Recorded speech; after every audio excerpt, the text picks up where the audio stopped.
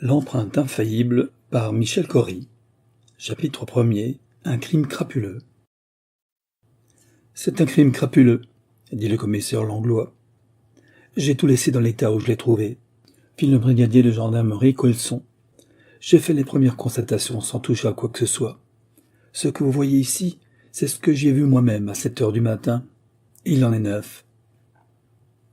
Ce qu'avait vu le brigadier, et ce que voyait maintenant le commissaire, c'était une grande chambre dans le château d'Archambault, près de Laigne, dans la Côte d'Or. Les victimes, les époux Monty, reposaient dans leurs 2 lits jumeaux, percés de coups de couteau ou de poignard. La mort, pour chacun d'eux, avait dû être instantanée. Il n'y avait pas une seule trace de lutte. D'ailleurs, une lutte eût supposé un bruit, des appels au secours. Personne n'avait rien entendu.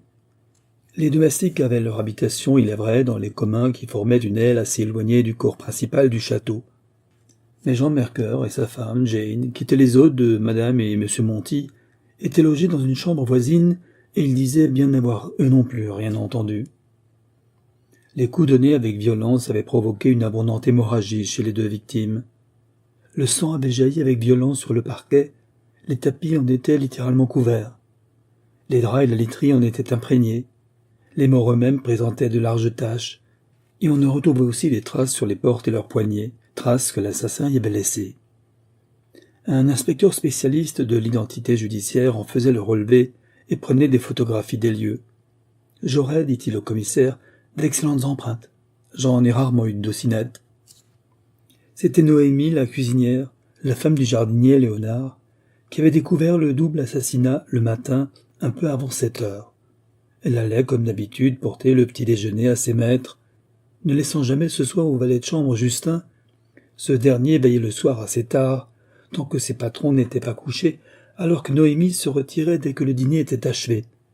Le brigadier avait déjà fait établir tous ces détails. Il passait précisément sur la route venant de Laigne, avec un de ses gendarmes en tournée. Le personnel domestique, alerté par Noémie et son mari, les avait mis au courant. Le brigadier, cependant qu'il commençait l'enquête sans perdre de temps, avait fait téléphoner au palais de justice de Montbard, chef-lieu de l'arrondissement.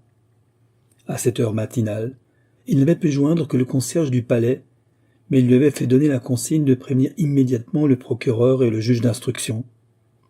Les magistrats s'étaient fait précéder du commissaire de police Langlois, qui à son tour avait prévenu téléphoniquement la sûreté de Dijon.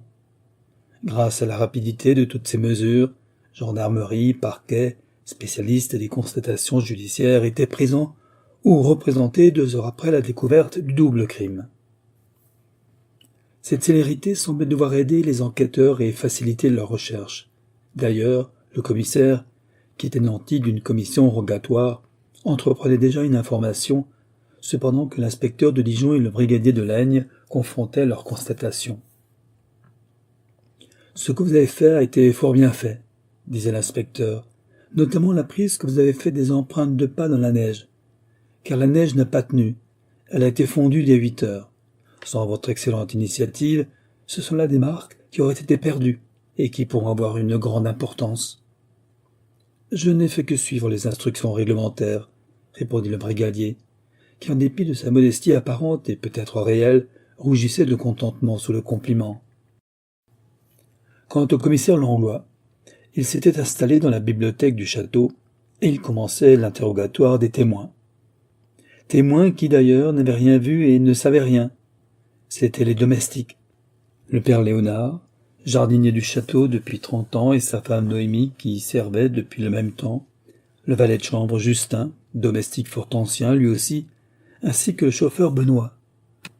Noémie redisait pour la 10e fois, en manquant chaque fois de se trouver mal en le comptant, comment elle avait découvert l'affreuse chose. Les autres ne pouvaient qu'apporter un témoignage de seconde main. Enfin restait Jean Mercœur et sa femme, Jane. Mercœur était un grand garçon d'une 30aine d'années, d'allure sportive et décidée. Il se formalisa quelque peu de l'insistance du commissaire. « J'ai déjà répondu aux gendarmes, dit-il. Je n'ai rien à ajouter à ce que je leur ai dit. Je vous demande néanmoins de le répéter. À quoi bon? Je ne sais rien. Je n'ai rien vu, rien entendu. Je suis déjà, ainsi que ma femme, assez violemment ému par ce drame pour avoir droit au repos. Votre devoir passe avant votre droit, et votre devoir est d'aider la justice. Et le commissaire, sans se laisser troubler par les protestations du témoin, lui demanda de préciser l'emploi de son temps dans la nuit du crime. J'ai été couché et je dormais comme il est naturel. J'ajoute que je dormais aux côtés de ma femme qui est aujourd'hui malade des mois. Reconnaissez, monsieur le commissaire, qu'il y a de quoi. Depuis combien de temps étiez-vous au château et à quel titre? À titre d'invité. Madame et monsieur Monty étaient d'intimes amis de mon père et de ma mère, aujourd'hui, hélas, disparus. Je suis artiste peintre. J'avais entrepris une vue du parc et j'attendais que mon œuvre fût terminée pour quitter le château. Hélas, que n'ai-je abrégé mon séjour? Je vous remercie, monsieur, de vos déclarations. J'entendrai madame Mercœur aussitôt que possible et je vous prie, ainsi qu'elle, de demeurer à la disposition de la justice. Combien de temps? Je ne sais. Cela dépendra de monsieur le juge d'instruction. Nous l'attendons. Soit. De toute façon, il est évident que nous ne manquerions pas de rester jusqu'aux obsèques de madame et monsieur Monty. Le voisinage du château, qui se dressait dans la solitude d'un plateau pittoresque, consistait en une petite masure habitée par les époux Nicaise, deux vieillards connus dans la région pour leur heureuse longévité. Les époux Nicaise étaient respectivement âgés, lui de 93, elle de 89. L'abbé Nivou, le bon curé du pays, les nommait plaisamment Philémon et Baucis. Les deux bons vieux, eux non plus, n'avaient rien entendu. Ils avaient vu le brigadier de gendarmerie prendre et mesurer les empreintes de pas dans la neige, c'était tout. Ils avaient rencontré la veille madame et monsieur Monty dans le parc. Philémon et Baucis ramassaient du bois, avec leur permission, et avaient échangé avec eux quelques mots relatifs à la température et à la culture. Ainsi, se lamentait le brave homme, je leur parlais pour la dernière fois. Ce que c'est que de nous. Maintenant le commissaire cherchait quel pouvait être le mobile du crime. Le vol, sans doute. Il ne pouvait y avoir d'autre raison à ces deux assassinats. Mais comment savoir? Aucune trace d'effraction ni d'escalade. Où les deux défunts plaçaient-ils leur argent? Qui pouvait le renseigner à cet égard? Qui pouvait savoir si quelque valeur avait disparu? Les époux Monty, demanda-t-il au père Léonard, le doyen des serviteurs du château. N'ont-ils pas ici quelques parents? Oui, fit Léonard. Il y a bien leur neveu, Claude Mathias, mais quoi? Le père Léonard ne répondit pas à la question. Même, ajouta-t-il, qu'il était là hier. Il est parti après le dîner, je ne sais pas à quelle heure. Où peut-on joindre ce monsieur? Probablement chez lui. Sa maison est avant l'entrée du pays, mais il vient souvent au château. Il y mange quasiment tous les jours. Je m'étonne qu'il ne soit pas déjà venu, mais on ne sait encore rien, je crois, dans le pays. Le père Léonard était assez réticent à l'égard de Claude Mathias, ainsi que l'eussent été sans doute à sa place les autres domestiques. C'est que Mathias avait au pays la réputation la plus déplorable. On disait qu'il avait eu de vilaines aventures. Au vrai, ce fils de famille avait commencé par dilapider son bien à la mort de son père et de sa mère, étant demeuré orphelin. Puis, sans ressources, il avait été poursuivi pour détournement. Ayant obtenu un emploi chez un industriel de Montbard, il avait puisé dans la caisse et n'avait évité la condamnation menaçante que grâce à son oncle Monty qui avait remboursé. Depuis, il vivait sans rien faire, empruntant de ci, de là. Il passait dans le petit pays pour coureur, et la malignité publique lui prêtait de coupables relations avec la femme d'un voyageur de commerce que sa profession éloignait de son foyer. On prétendait que la dame mettait à profit ses absences et allait retrouver nuitamment Mathias dans son logis du bout du pays. Précisément, au moment où Léonard commençait à s'étonner de son absence, Mathias arrivait brusquement au château, l'air hagard en s'écriant « Est-ce que je peux les revoir encore une fois ?» Le commissaire l'introduisit dans la chambre du crime. « Je dois vous prévenir, monsieur, que c'est une chose épouvantable à voir. »« En effet, » murmura-t-il en entrant dans la pièce sinistre. Il se découvrit, se signa, fit une courte prière et se retira avec le commissaire. Puis il fit à son tour sa déposition. « Hier, » exposa-t-il, « j'ai déjeuné au château comme d'habitude. Il y avait là, outre ma tante et mon oncle, madame et monsieur Mercœur, amis de la famille. Nous avons déjeuné de bonne heure et je me suis retiré dans la chambre que j'ai ici au château où je me suis reposé. Puis, vers 5 heures du soir, j'ai quitté le château pour rentrer chez moi. Il faisait déjà nuit quand j'y suis arrivé. Je me suis couché, malade. Ce matin, j'ai appris le drame, je suis accouru. Les magistrats arrivaient. Le jeune juge d'instruction, M. de Pomerol, dont c'était la première affaire et qui débutait par un crime qui devait être retentissant. Et le procureur M. Amblard, qui avait fait toute sa carrière dans de petits tribunaux de province et qui avait, ayant déjà dépassé l'âge de la retraite, atteint l'apogée de sa situation judiciaire. Le brigadier Colson, puis le commissaire Langlois leur rendirent compte de l'état de leur enquête. Ils reçurent les félicitations du juge, toujours disposé à la bienveillance, et les observations un peu quinteuses du procureur d'humeur ordinairement maussade. Jane Merker, à ce moment même, descendant de sa chambre, traversait le hall du château. M. de Pomerol s'empressa d'aller la saluer. « Ah, M. de Pomerol, quelle atroce affaire, fit-elle. Quel peut être le monstre qui... C'est effroyable, madame, les malheureux, eux si bons, si généreux. Croyez bien que tous mes efforts... » Le procureur semblait mécontent. Il dit au juge, « Mon cher, mon âge me permet de vous donner ce conseil. Pas de familiarité avec les justiciables. Cela peut vous mettre un jour ou l'autre en difficile et fâcheuse situation. » « Mais, mon cher procureur, je suis un ami de M. Merker, qui est un homme fort distingué. Cette dame charmante est sa femme. Ce sont des relations mondaines. Je les ai connues précisément au château où j'étais souvent invité par Madame et M. Monty, qui est un ancien haut magistrat. N'importe, croyez-moi. Un crime a été commis ici. L'homme du monde n'est plus. Il ne reste plus qu'un juge, et un juge d'instruction. » Jane Merker s'éloignait, frêle et menue, dans son harmonieuse distinction. Le juge ne put se retenir de remarquer. Pauvre femme, elle est bien émue, elle est charmante. Peut-être, fit le commissaire Langlois, mais elle a un mari qui semble avoir mauvais caractère. Il faut lui arracher les mots. Mauvais caractère et mauvais témoignage.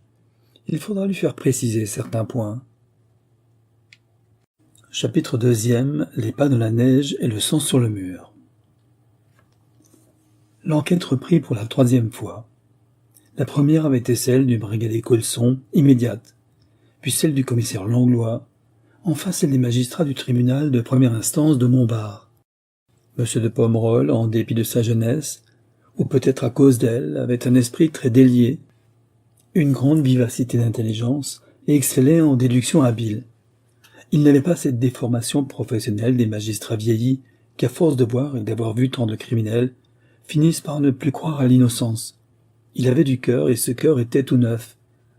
Il avait supporté avec impatience les observations de ce procureur blanchi sous le harnois. Et il se sentait maintenant à l'aise pour faire tout seul et débarrasser de lui son information dans une affaire aussi difficile. Car elle s'avérait délicate. Quel pouvait être l'auteur du crime? Il y avait fallu un homme déterminé, il avait dû frapper sans éveiller M. Monty et sa femme, il avait fallu que le premier coup suffît pour chacun d'eux, leur ôtant la parole en même temps que la vie. Et quel avait été le mobile du crime? Le vol? Il s'avérait que rien n'avait disparu. Il n'y avait pas de meubles fracturés. Un petit secrétaire contenant des sommes d'argent n'avait pas été ouvert. Les bijoux de Mme Monty étaient restés dans leurs écrins, dans sa coiffeuse. L'assassin avait-il donc été dérangé au cours de sa sinistre exécution? Par qui? Qui donc pouvait profiter du crime? Seuls les héritiers des deux époux Monty. Ceux-ci s'étaient fait réciproquement donation entre eux aux derniers survivants. Ils ne le cachaient pas et leurs intimes en étaient informés. Des héritiers, il en était un, et il n'en était qu'un. C'était Claude Mathias, le neveu, fils du frère défunt de Mme Monty, né Mathias. M. de Pomerol avait recueilli de mauvais renseignements sur ce garçon. Il avait même retrouvé un dossier le concernant dans les archives du parquet de Montbard. Claude Mathias avait eu de la chance d'avoir par son oncle, ancien conseiller à la cour d'appel de Paris, de puissants protecteurs qui, après le remboursement, avaient obtenu le non-lieu. Le procureur Amblard, qui était fort répressif, n'était pas encore nommé à Montbard et n'était que juge dans une autre sous-préfecture lointaine. Claude Mathias avait eu de la chance. Il était évident qu'il n'avait pas de ressources régulières étant sans situation. Il vivait d'emprunts et de la générosité de son oncle et de sa tante. Leur mort le faisait riche. Cette circonstance, ce passé, ces fautes, l'irrégularité de sa vie le rendaient suspect. M. de Pomerol l'interrogea longuement. « Je vois bien, monsieur le juge, répondait Claude, d'un ton amer, que vous me soupçonnez. Oui, j'ai une tâche dans mon passé. On peut être un voleur sans être un assassin. Mais je ne suis pas un voleur. J'aimais une femme. J'ai vu de l'argent que je pouvais prendre. Pour elle, j'étais tenté. J'ai cédé à la tentation, c'est tout. Puis, posément, avec précision, il donnait l'emploi de son temps.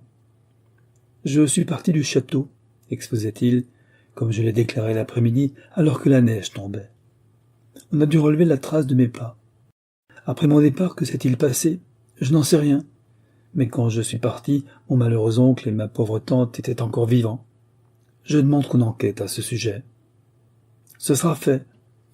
Le service d'identité judiciaire de la police mobile de Dijon fait examen du relevé des empreintes de pas et des empreintes digitales. J'ai ordonné la saisie de vos chaussures, vous le savez, pour en prendre également les empreintes de semelles. J'attends les résultats. Merci, monsieur le juge. Ces précautions dont je me loue démontrent vos soupçons à mon endroit, mais qu'importe. Vous reconnaîtrez votre erreur. Je ne commets pas d'erreur, monsieur. Je procède à des vérifications. Vous n'êtes pas accusé.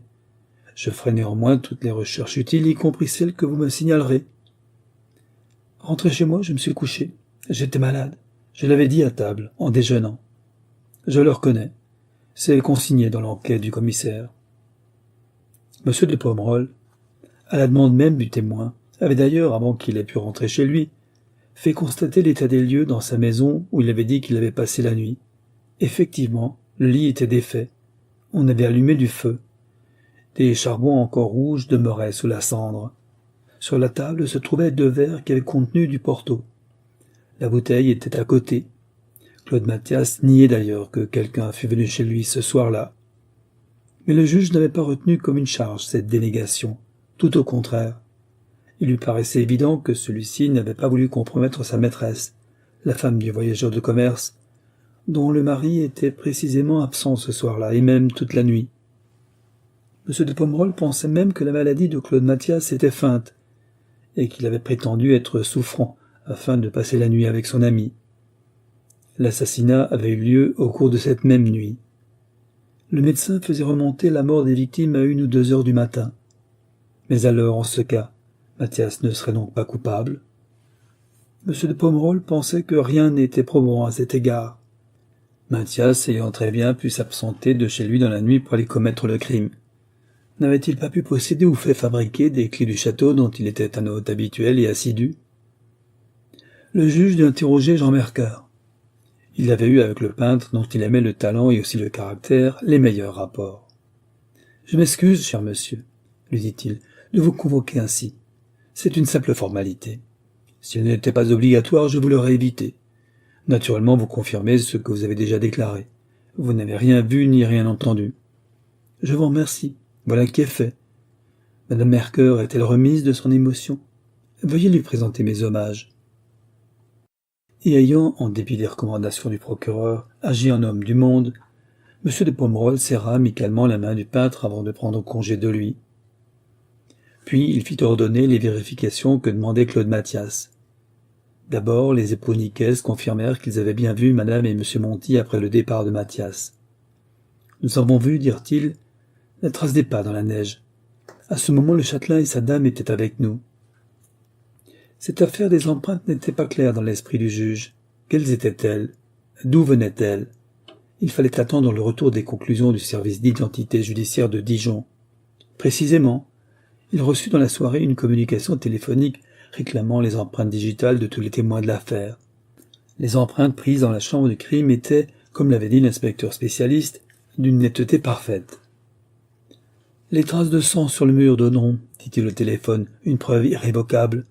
Les empreintes digitales sont infaillibles. » M. de Pomerol, qui, comme beaucoup de magistrats, avait fait un stage d'études au service parisien de l'identité judiciaire, le savait.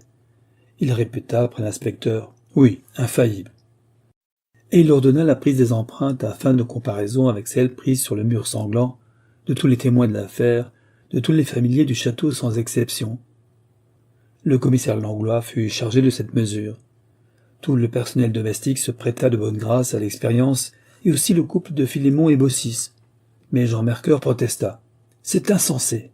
Je me plaindrai à mon ami M. de Pomerol. Pour qui me prenez-vous ? J'agis précisément sur l'ordre de M. le juge d'instruction. » Jean Mercœur se prêta de mauvaise grâce à l'opération. Le commissaire Langlois ne put se tenir de lui dire « Vous êtes un témoin récalcitrant. » 3 jours plus tard, M. Pomerol, ayant expédié toutes les empreintes à Dijon, reçut la réponse du service d'identité. D'abord, il était établi que les empreintes de pas émanaient incontestablement de Claude Mathias. Les mesures exactes des traces étaient bien celles de ses chaussures. De plus, le dessin de ces semelles de caoutchouc, fort caractéristique, y était parfaitement reproduit. Enfin, ces traces de pas allaient du château à l'extérieur du perron de la demeure, à la grille de la cour. C'étaient donc des empreintes de sortie du château, et il n'y avait pas d'autres traces de pas sur cette neige. Il était donc démontré péremptoirement que Claude Mathias était bien sorti, alors que les époux Monty étaient encore vivants, et aussi qu'il n'était pas rentré au château. Il était impossible que quelqu'un fût entré sans qu'il y eût de traces, et il était établi que Claude Mathias, comme il l'avait dit, était sorti et n'était pas rentré. Alors, fit le juge, Claude Mathias ne serait pas coupable? Il ne faut pas juger sur les vraisemblances, ni même sur les apparences. Voyons maintenant ce qu'il en est après les pas sur la neige, des traces sanglantes sur le mur. Voyons ces empreintes digitales, par lesquelles l'assassin a signé son crime. Il lut les conclusions du service. Les empreintes digitales n'étaient pas celles de Claude Mathias. Les empreintes digitales, les empreintes infaillibles, étaient celles de Jean Mercœur. Chapitre 3e. La règle de cristal. Comment? Paul Bart, mon cher ami, c'est toi? Qu'es-tu devenu depuis l'école de droit? Quoi, mon cher Pomerol, tu ne sais pas? Eh bien, mais je suis inspecteur de police. L'inspecteur Paul Bart, simplement. Vraiment, c'est toi qui... Oh, je connaissais bien ton nom. Quel magistrat ne le connaît pas? Mais je croyais à une homonymie. Je n'aurais pas cru, je ne savais pas. Oui, tu ne t'attendais pas à me retrouver inspecteur de police. C'est-à-dire, je te croyais attaché d'ambassade. Eh bien non. Après mon doctorat ès-lettres et à la sortie des Sciences Po, j'ai suivi ma vocation. J'avais la passion des énigmes. Le seul métier qui m'attirait, c'était celui-là. Tu aurais pu entrer dans la magistrature, devenir juge d'instruction, comme toi. D'abord, je n'aurais pas été juge d'instruction tout de suite, et puis je n'aurais à connaître que les affaires de mon ressort. Enfin, je n'aurais pas mis, comme on dit, la main à la pâte. Pense donc, je ne veux même pas être commissaire. Le ministre voulait me nommer, j'ai refusé.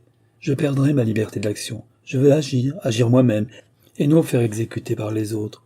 Je comprends. Tu te moques de l'avancement. Éperdument. Je veux faire dans la vie ce qui me plaît. Je fais cela, c'est ce qui me plaît le plus. Sherlock Holmes, en somme. À cela près que je ne veux pas être détective privé ni gagner ma vie à ce métier. Je sais, tu es riche, tu as de grands moyens, et de petits besoins. Alors ça s'arrange très bien. Ainsi tu es de passage à Montbard. Tu es gentil d'avoir pensé à moi. Ce n'est pas tout à fait cela. Et l'inspecteur expliqua à son ami, le juge d'instruction. Il avait lu dans la presse l'affaire de l'assassinat des époux Monty, et y avait trouvé le nom de son ancien camarade d'études. Mais il y avait aussi appris avec stupeur le nom de l'accusé, Jean Mercœur. Il connaissait le peintre qu'il avait souvent rencontré à Paris dans ce monde des arts, et même dans le monde tout court, qu'il n'avait pas renoncé à fréquenter. J'ai même, dit-il, quelques-unes de ses meilleures toiles chez moi. Il ne pouvait pas croire à la culpabilité de ce beau et franc garçon, à qui la renommée présente promettait la gloire de demain. Alors, dit-il, je fais aujourd'hui une démarche que je n'ai jamais faite et que je ne ferai sans doute plus jamais. Je profite de notre vieille amitié. Je viens te demander de m'occuper de ce procès. Je fais mon affaire du consentement de mon directeur, un ami. Tu n'as qu'à demander un inspecteur pour une délégation judiciaire. Avec empressement, tu le penses bien, et aussi un grand soulagement de conscience. Mais, hélas, les charges contre Mercœur, qui est aussi un ami, je l'ai connu ici, au château même, les charges, dis-je, sont accablantes. Il y a les empreintes digitales, qui sont infaillibles. Et pourtant, je ne puis pas croire. Comme toi, malgré les preuves matérielles, j'ai le doute au fond de mon âme. J'attends présentement maître Lalande, le bâtonnier de Dijon, un avocat de grand talent, qui est le défenseur de Jean Mercœur. J'ai éprouvé une peine profonde à requérir l'arrestation et l'incarcération de ce garçon. Je ne pouvais pas faire autrement. Quelle a été son attitude? Il a protesté. Il a protesté avec véhémence, voire avec rage. Il n'est pas de ceux qui se résignent. Quant à sa femme, la pauvre petite... À ce moment, l'avocat maître Lalande se faisait annoncer. C'était un homme au visage jeune, couronné de cheveux tout blancs, ce qui donnait à sa physionomie un caractère expressif. Le juge lui présenta l'inspecteur. Un admirable collaborateur de la justice, dit M. de Pomerol. Je viens, dit le bâtonnier, d'éprouver une des plus fortes émotions de ma carrière. J'ai eu ce matin la visite de Madame Merker. Sa peine est déchirante. Elle jure, avec un accent qui ne peut pas tromper, l'innocence de son mari. Oui, dit Paul Bart, c'est un ménage tendrement uni. Ces jeunes gens s'adoraient. Dites qu'ils s'adorent. Mais j'éprouve le plus cruel embarras professionnel. Comment plaider l'innocence? Les empreintes sont formelles, certaines, infaillibles, fit froidement Paul Bart.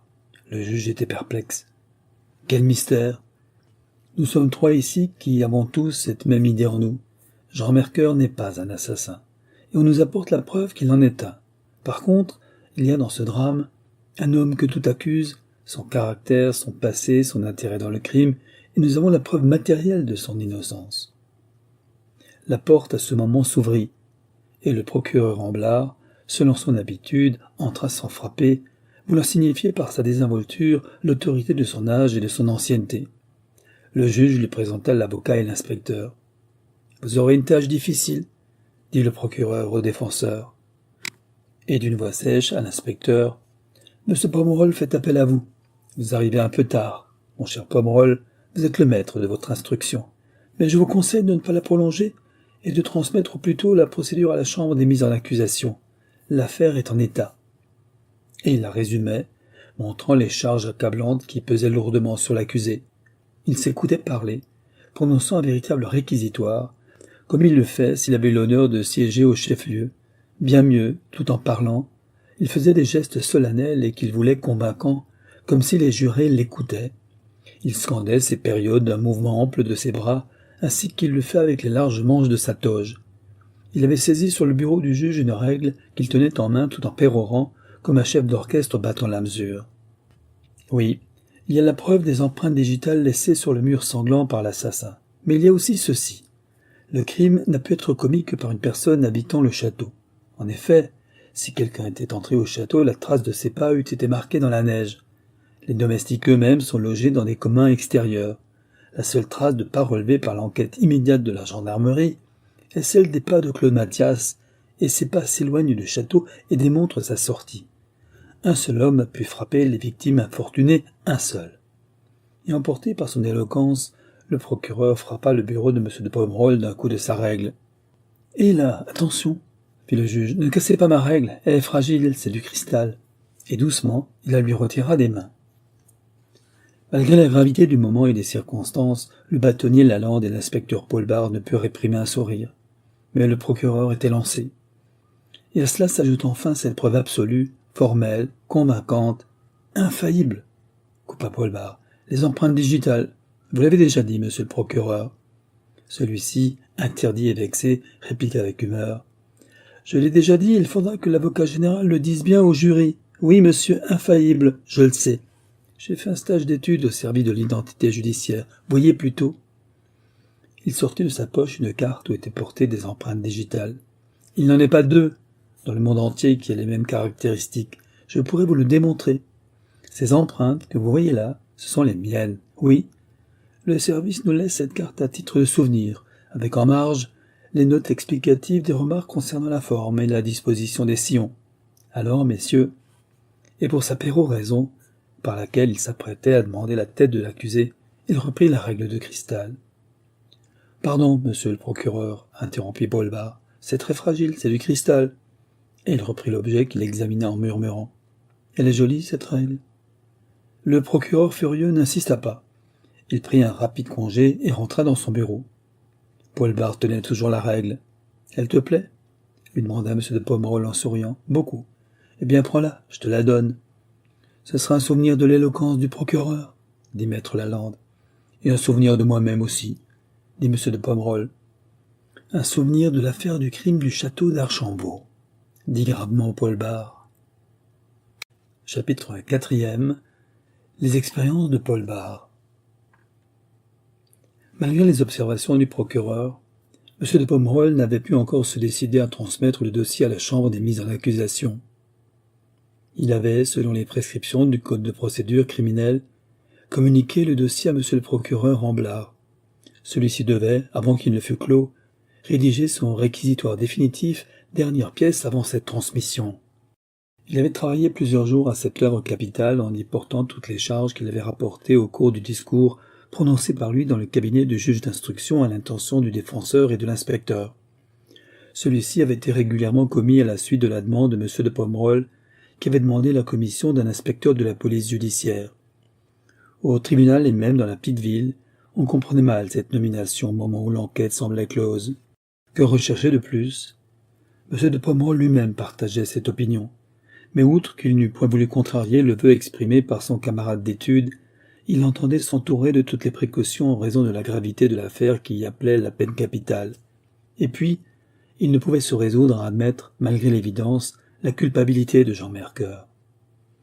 Il avait à plusieurs reprises, et malgré le malaise qu'il éprouvait à voir en face de lui entre deux gendarmes, accusés d'un forfait monstrueux, cet homme qu'il avait estimé et avec qui il avait sympathisé, interrogé Jean Mercœur. Celui-ci avait toujours répondu avec des haussements d'épaules furieux et avec hargne à toutes les questions posées. « Expliquez-vous sur ces empreintes. »« Que voulez-vous que je vous explique ?» répliquait-il. « Ce n'est pas moi qui les ai prises. Ce que je sais, c'est que je suis innocent. Et quand vous m'aurez fait couper le cou, je serai tout de même encore innocent. » M. de Pomerol avait aussi entendu Mme Mercœur, ne voulant rien négliger de ce qui pouvait venir à la décharge de l'accusé. Cela avait été une scène tragique. Jane s'était jetée aux genoux du juge. « Vous connaissez Jean, » lui disait-elle. « Vous me connaissez. Vous ne pouvez pas croire qu'il puisse avoir commis cette abomination. Je vous en conjure, sauvez-le. » Claude Mathias aussi avait été entendu. « Monsieur le juge, je pense qu'à cette heure la preuve est faite de mon innocence. Je n'accuse personne, pas plus M. Mercœur qu'un autre. Je ne sais rien. Je m'en tiens à ce que j'ai toujours déclaré sans varier. Je suis parti du château avant le crime. Mes traces de pas le démontrent. Je n'y suis pas rentré. L'absence de toute trace de pas dans la neige le prouve. Que pourrais-je vous dire de plus ?» Paul Bart, en attendant sa commission régulière, était retourné à Paris pour la hâter. Puis il était revenu, muni de la pièce officielle. « Maintenant, avait-il dit, je vais pouvoir travailler. » D'abord, il avait demandé à voir la chambre du crime où, selon ses recommandations, rien n'avait été fait depuis les obsèques de M. et Mme Monty. Il était allé seul, d'abord, puis, à son retour, il avait dit « Il faudrait une nouvelle descente du parquet. Il y a de nouvelles constatations à faire. » Le procureur d'abord s'était refusé, le dossier étant réglé. M. de Pomerol, qui maintenant était dessaisi, avait insisté en vain. Mais Paul Bart avait été rendre visite à maître Lalande, qui avait joint sa demande à la sienne, et avait même menacé M. Amblard de déposer des conclusions au dossier. Enfin, le procureur s'était décidé, mais en maugréant. Bien mieux, une fois arrivé au château, il se refusa obstinément à pénétrer dans la chambre encore ensanglantée où les deux châtelains avaient été égorgés. « Il existe des empreintes, dit Paul Bart, qui n'ont pas été relevées. Qu'importe, dit-il, puisque celles qui l'ont été sont nettes et formelles. On en a relevé une dizaine. Vous en releveriez 100, que ce soit 100 fois la même chose au lieu de 10. Voilà tout. Je demande qu'on relève ces 3-là qui sont très nettes aussi, dit l'inspecteur. Ce sont les mêmes, répondit le procureur. Nous verrons. Le service de l'identité judiciaire revint opérer. Je n'ai pas pris toutes les empreintes, expliqua l'inspecteur, lors de ma précédente visite au lendemain du crime. Il y en avait trop. J'ai pris les plus visibles. Je ne me rappelle pas d'ailleurs avoir relevé celles que vous me montrez. Quand transmettons-nous enfin notre dossier, maintenant réglé par vous? Demanda le procureur à M. de Pomerol, dans la voiture qu'il ramenait à Montbard. Dès le retour des conclusions du service d'identité de Dijon, c'est du temps perdu. Et pour la 10e fois, M. Amblard recommença sa démonstration. La trace des pas dans la neige, la trace des doigts sur le mur, et se tournant vers Paul Bart, « En avez-vous encore pour longtemps ?»« Pensez-vous que nous aurons encore de la neige ?» fit celui-ci. « Je vous prie de répondre à ma question, » fit le procureur avec colère. « Je vous ai répondu, » fit tranquillement Paul Bart, et il ajouta même avec une sorte d'amabilité inaccoutumée. « Voyez comme le temps est gris par là. Oh, c'est de la neige avant peu, certainement. » Le procureur haussa les épaules et se renfonça dans son coin. Le lendemain, vers 10 heures du matin, la neige se mit à tomber. Paul Bart se présenta au bureau du juge. « Viens, il faut que je te montre quelque chose. »« Quoi ? Tu verras. Viens. »« Ah, il faut absolument que nous prenions avec nous le procureur. Ne mets pas ton manteau. Nous ne sortirons pas du palais. » Monsieur le procureur Amblard fit des difficultés pour sortir de son cabinet. Il y avait un bon feu de bois et il ne se souciait pas de braver les intempéries et d'attraper un rhume. « Qu'est-ce que vous voulez me montrer ?»« Veuillez bien consentir à le voir sur place, monsieur le procureur. Il ceignit un immense cache-nez et consentit à suivre l'inspecteur. C'est à 2 pas, il y en a pour 1 minute. Il arrêta les 2 magistrats sur le perron. Le palais de justice était précédé d'une petite cour qu'il fallait obligatoirement traverser pour accéder au monument qui n'avait qu'une seule entrée. « Voyez, dit-il en montrant la cour d'un geste large. « Eh bien, fit M. Amblard. M. de Pomerol lui-même ouvrait de grands yeux sans comprendre. « Vous voyez cette couche de neige ?» expliqua Paul Bart. « Oui, » firent ensemble le procureur et le juge. « Et vous me voyez également, moi, qui viens d'arriver. »« Oui, » répétèrent-ils. « Et vous voyez aussi ces traces de pas dans cette neige. Ces traces sont les miennes et portent l'empreinte de ma pointure et de mes semelles. Vous les voyez bien ?»« Oui, » firent-ils encore. « Vous ne remarquez rien. »« Quoi ?»« Ceci. Ces traces de pas qui sont les miennes, de moi-même qui viens d'arriver, ces traces donc ne vont pas au palais, elles en viennent. Ce sont les traces de pas, de mes pas, allant non pas de la grille de la cour au palais, mais au contraire du palais à la grille de la cour. Il n'y a pas d'autre trace de pas dans la cour par laquelle il faut passer pour venir ici, comme il en est au château d'Archambault. Expliquez cela, s'il vous plaît, monsieur le procureur. Eh, morbleu, monsieur, expliquez-le vous-même. Ne croyez-vous pas qu'il serait imprudent sur cette seule charge de la trace des pas de Claude Mathias de demander la tête de Jean Mercœur? Et il n'y a pas que cela, fit le procureur, visiblement troublé. Il y a toujours ces empreintes digitales infaillibles. Infaillibles. Bon, nous allons les voir. Voilà le concierge qui arrive, en violant la blancheur de la neige, ce brave homme qui ne sait pas, lui, éviter les traces compromettantes, en innocent qu'il est. Je le vois porteur d'un large pli scellé. Ce doit être notre affaire. C'est bien cela, service de l'identité judiciaire. Messieurs, dit le juge, si vous voulez bien passer dans mon cabinet. Là, il fit sauter les cachets et en sortit une large feuille et quelques cartons. Ce sont les empreintes digitales prises l'autre jour. Ah, celles-ci ne sont pas celles de M. Mercœur. Un complice inconnu, fit le procureur. Mais qui? Nous allons le savoir, dit Paul Bart. Monsieur le procureur, avez-vous sur vous cette petite carte qui porte vos empreintes personnelles que vous nous avez montrées? La voici, mais pourquoi? Monsieur le juge, veuillez constater. Les empreintes dernières relevées dans la chambre du crime par l'identité judiciaire sont celles de monsieur le procureur de la République. Chapitre 5e, 2 fois sûr. Le procureur demeurait accablé, écrasé sous le poids de l'évidence. Il fallait bien le reconnaître, ces empreintes prises dans la chambre du crime par les services de police, étaient bien les siennes. C'est impossible pourtant, haletait-il, impossible. Aux premières constatations, je suis resté sur le pas de la porte. Je n'ai touché à rien. La seconde fois, je ne suis pas rentré dans cette chambre. Je n'ai même pas monté l'escalier. Enfin, vous en êtes témoin, monsieur de Pomerol, et vous aussi, pour cette dernière fois, monsieur l'inspecteur. Ne croyez-vous pas, monsieur le procureur, qu'il serait imprudent, sur cette seule charge de vos empreintes infaillibles sur le mur de la chambre du crime, de demander votre tête? Monsieur, excusez-moi, je n'ai voulu que vous prouver ceci. Les traces de pas dans la neige ne prouvent pas que Claude Mathias soit sorti et non rentré. Les empreintes sanglantes, qui sont celles de Claude Mercœur, ne démontrent pas qu'il est pénétré dans la chambre où madame et monsieur Monty ont été assassinés. Expliquez-vous, fit le procureur courroucé. Explique-toi, fit le juge avec un bon sourire. Je pense, messieurs, qu'il n'y a pour le moment pas de temps à perdre. Je demande un mandat de perquisition de la demeure de Claude Mathias. Je t'accompagne? Je vous accompagne? Certes. Je conçois votre hâte. La tienne, Pomerol, de constater l'innocence de notre malheureux ami, et la vôtre, monsieur le procureur, de faire constater la vôtre. Monsieur, vous permettez? Excusez-moi, monsieur le procureur. Il n'y a là, vous le concevez, qu'une inoffensive plaisanterie.